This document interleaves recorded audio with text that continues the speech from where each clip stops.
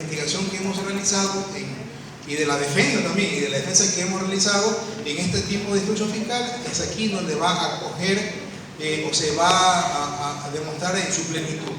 Esta audiencia preparatoria de juicio habíamos dicho que es para conocer los vicios formales de procedibilidad, cuestiones de procedimiento o cuestiones que puedan incidentar de derivar en una nulidad de todo el proceso a consecuencia de un acto que haya sido ilegítimamente practicado, ilegalmente practicado o desprovisto de alguna formalidad. De producirse este escenario, se debe convalidar, se debe subsanar, de ser posible en ese momento, o en su defecto, declararse la nulidad y retrotraerse el proceso al punto de quiebre en donde se dio esta nulidad. Se resuelven cuestiones de procedibilidad, se hace el anuncio de las pruebas, se indica de que mi acusación la voy a sostener en juicio en base a este listado de pruebas que voy anunciando y voy indicando: prueba testimonial, prueba documental y prueba pericial. Se formulan solicitudes, observaciones, planteamientos relevantes relativos a la prueba. Yo como fiscal y ustedes como abogados litigantes pueden indicar que tal prueba anunciada es ilegítima y por lo tanto pido que sea excluida de todo el cúmulo probatorio que vamos a llevar a juicio. Allí se va a entablar un debate en que si efectivamente esa prueba es viciada, y si no lo fuere, continúa su camino a llegar a la etapa de juicio. Si fue viciada, se la excluye y el fiscal tendrá que mantener su acusación con esa deficiencia de esa prueba y buscará los medios para poderla solventar. Se resuelve también la existencia de acuerdos probatorios. Podemos decir que ante un delito contra la vida va a ser desgastante e inoficioso el tratar sobre las causas de la muerte de una persona cuando está claramente definida en un protocolo y decimos, nos ponemos de acuerdo ambas partes, es decir, de que este punto no lo vamos a debatir, por lo tanto damos por probado la existencia del cadáver, damos por probada la existencia del lugar de los hechos, pero lo que jamás se debe entrar a dar por probado es cuestiones de responsabilidad. La responsabilidad no está sometida a un acuerdo probatorio en esta etapa. Bueno, se instala la audiencia, se emite el dictamen, se escucha al fiscal, luego al acusador particular, luego se escucha al procesado. El juez anuncia de manera verbal su resolución indicando si existieron méritos, llama a juicio, o si los elementos de convicción presentados fueron deficientes, emitirá un sobreseimiento.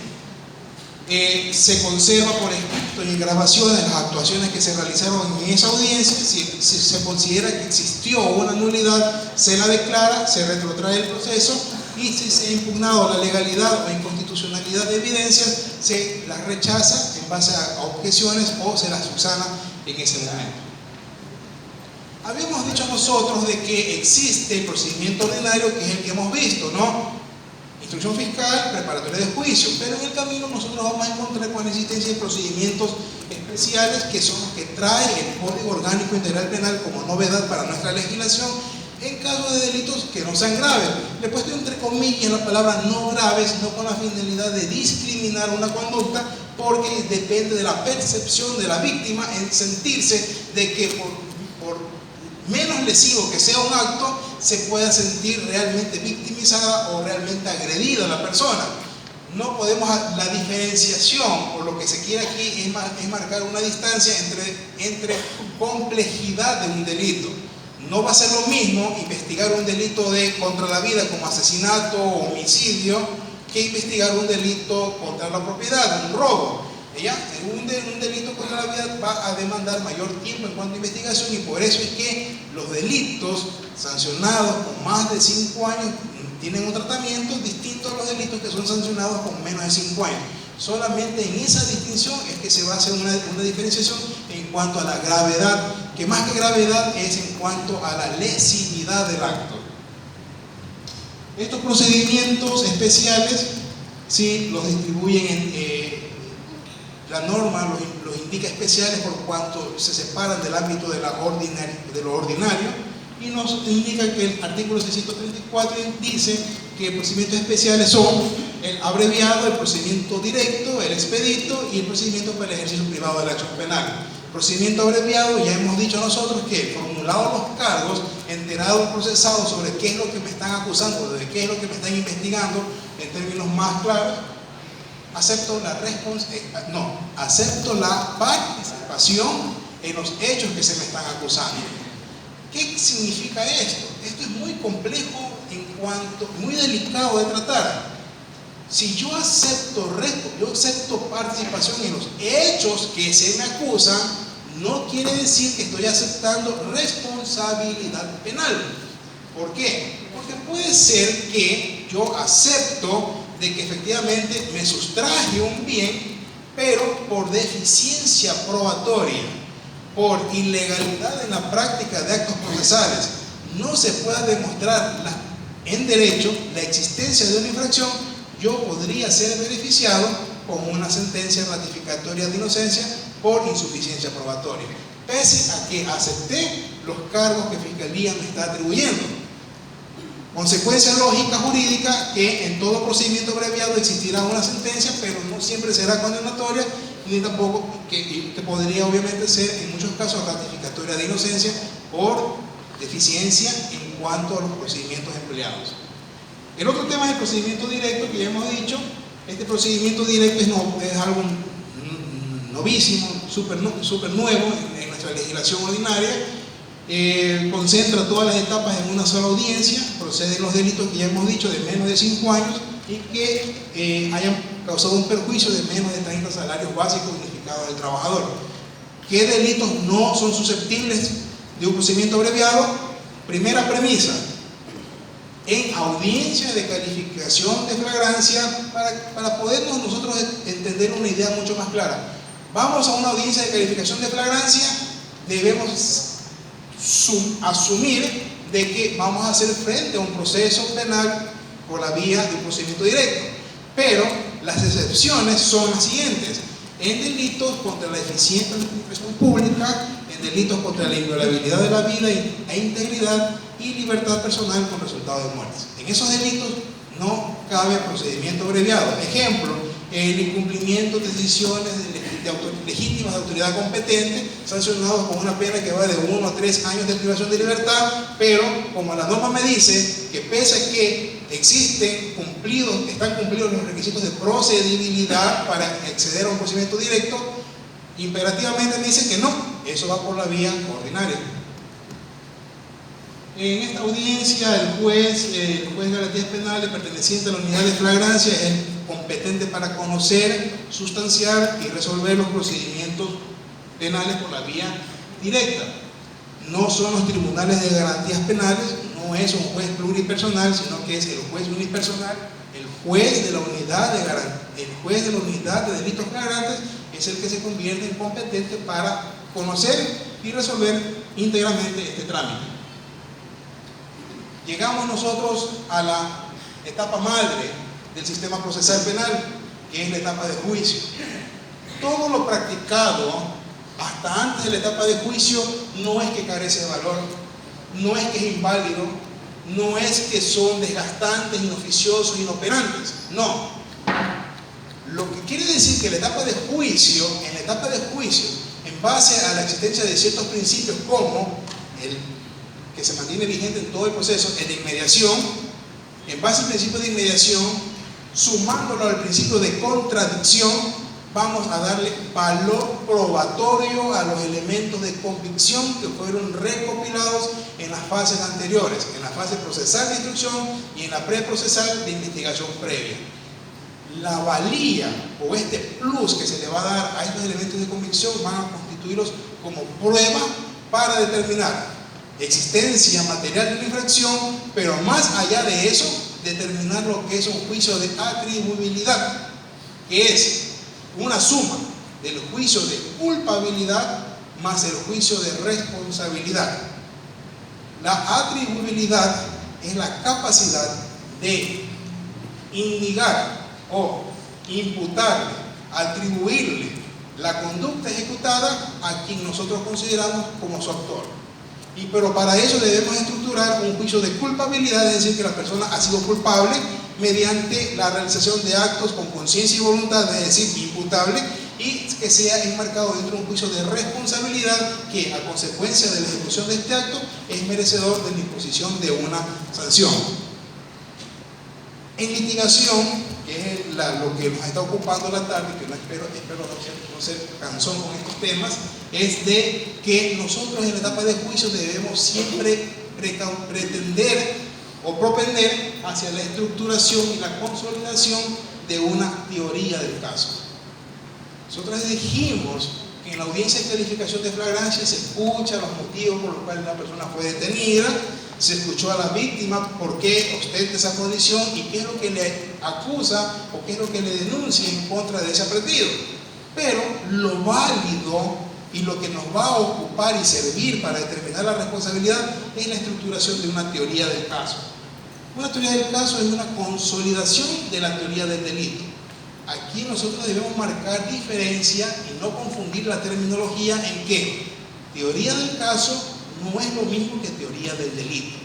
La teoría del caso, como vamos a ver nosotros, es que en este caso la teoría del delito nos explica cuándo existe una conducta penalmente relevante, cuándo se manifiesta la conducta penalmente relevante, cuándo una conducta es típica, cuándo esta conducta típica es antijurídica, cuándo esta conducta típica antijurídica es culpable y cuándo una conducta típica antijurídica culpable es punible. Mientras que la teoría del caso se encuentra integrada por el elemento fáctico, el elemento jurídico y el elemento probatorio. El elemento fáctico es la explicación de las circunstancias de la realidad, es la puesta en manifiesto de la demostración en el mundo de una conducta. De manera general, lo que nosotros consideramos un delito a priori, hemos visto la ejecución de un delito en una zona, eso es la proposición fáctica, es decir, en la explicación de las condiciones y circunstancias en las que se ejecuta un delito. El elemento jurídico es obviamente la explicación del tipo penal en base a la estructura de los elementos normativos y subjetivos que integran el tipo penal, y esto va de la mano con el elemento probatorio, que es la forma como vamos a demostrar mediante ese anuncio probatorio que hicimos en la audiencia preparatoria de juicio. La teoría del caso no es una teoría, pese a que requiere la aplicación de varias teorías, como teoría de la norma, teoría del delito, teoría de la prueba. Es un plan metodológico, es la forma como vamos a ir de menos a más en la búsqueda del convencimiento de nuestros argumentos. Es una herramienta metodológica útil para el fiscal, obviamente. ¿Por qué? Porque el fiscal es el que va a establecer el marco, el escenario sobre el cual el juez va a decidir. ¿Por qué decimos que es una herramienta más útil para el fiscal? ¿Por qué damos esa relevancia hacia el fiscal? Porque la teoría del caso de la defensa puede ser tan limitada y muy válida a decir de que la fiscalía es la que debe demostrar la responsabilidad de mi patrocinado y es la fiscalía la que debe destruir esa presunción de inocencia. Así de válido podría ser. Por lo tanto, el plan metodológico es la fiscalía el que debe decir cómo voy a demostrar mis pretensiones. Bueno, una definición es una técnica, la teoría del caso es una técnica de litigación que permite planificar estratégicamente la acusación en el procedimiento penal acusatorio, y de preponderancia es siempre oral, mediante la presentación y explicación de hechos materiales a la causa y la vinculación del material probatorio que acredita los mismos, así como la aplicación de los elementos pertinentes que integran la teoría del delito. Palabras más, palabras menos, es un plan metodológico que me va a decir este delito es sustentable en base a esta prueba. ¿Qué vincula una teoría del caso?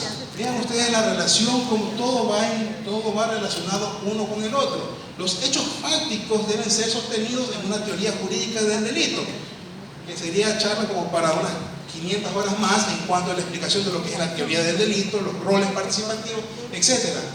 Los hechos fácticos van de la mano con una actividad probatoria. No solamente debo decir que la muerte ocurrió en tal escenario, si nunca tengo un elemento que me acredite que el lugar existe o que el fallecido, que la persona falleció a consecuencia de tales o cuales condiciones.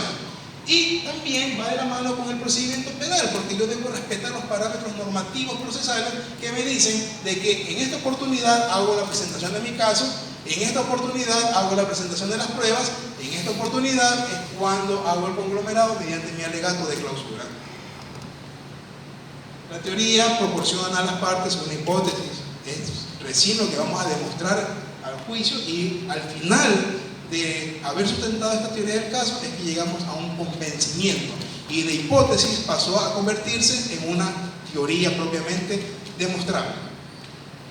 Preguntas que resolverán la teoría del caso: ¿qué hipótesis implica razonablemente la adecuación o inadecuación de los hechos? ¿Cómo determino cada uno de los elementos del delito? ¿Cómo determino que ocurrió una conducta penalmente relevante? ¿Qué sucedió? ¿Quién lo hizo? ¿Por qué? ¿Cuándo? ¿Cómo? ¿Por qué? ¿Cómo se lo hizo? La estructura, ¿cómo estructuramos la teoría del caso? Brevemente: una fase constructiva, una fase recolectiva, una fase depurativa y una fase expositiva. La fase constructiva es en base a los elementos que hemos recopilado en las fases preprocesales y la fase de instrucción, los elementos de convicción que hemos recabado, las pericias, los informes, los análisis, etc. La fase recolectiva va de la mano con esta fase constructiva, dependiendo de la etapa en la que nos encontramos, y vamos a una fase depurativa, que es la de preparatoria de juicio, donde dijimos que aquellos elementos viciados se los separa y solo vamos a tribunal con elementos puros, legítimos, legales, válidos, apropiados. Y la fase positiva es lo que estamos nosotros haciendo en este momento: explicar el cómo, por qué, cuándo de cada uno de estos elementos en base a un marco o un escenario que se llama la teoría fáctica de los hechos.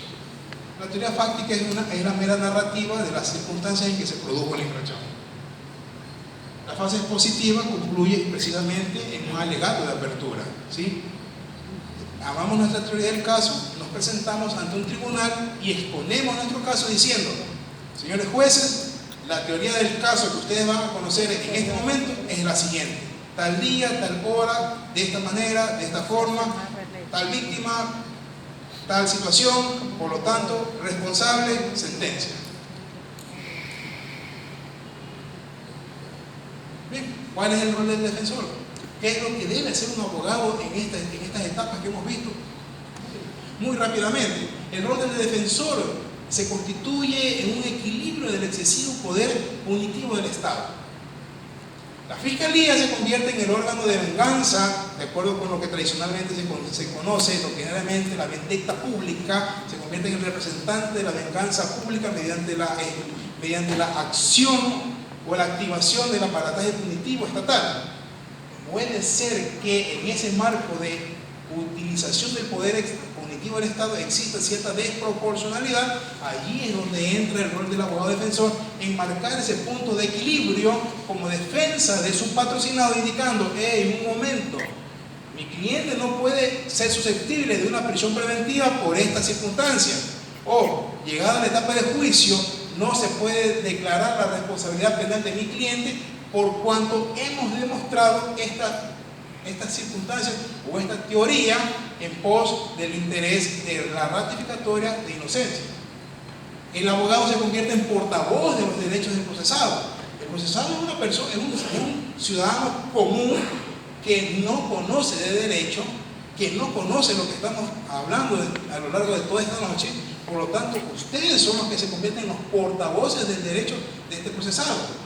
El abogado hace una defensa técnica del procesado, no es la mera enunciación del marco normativo, no es la mera enunciación o la cita normativa de los parámetros legales que nos podrían asistir allí, sino que debemos entablar una defensa técnica, ser técnicos, saber que en este momento puedo requerir tal situación que a la postre me podría dar ciertos frutos. O decir: está bien, en la etapa preparatoria pierdo el caso, por decirlo de alguna manera, pierdo el caso, pero he minado el campo sobre el cual la Fiscalía va a pisar y no va a tener la suficiente efectividad en alcanzar su elemento de convicción como una prueba fehaciente que pueda ser atribuible a mi cliente.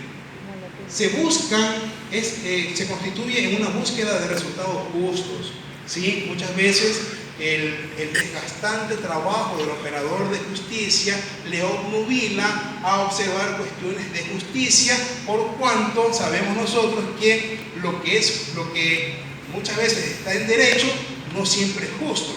Entonces el abogado, el rol del defensor es precisamente denotar que estamos nosotros rayando en el plano de la injusticia, pese a que estamos amparados en una norma.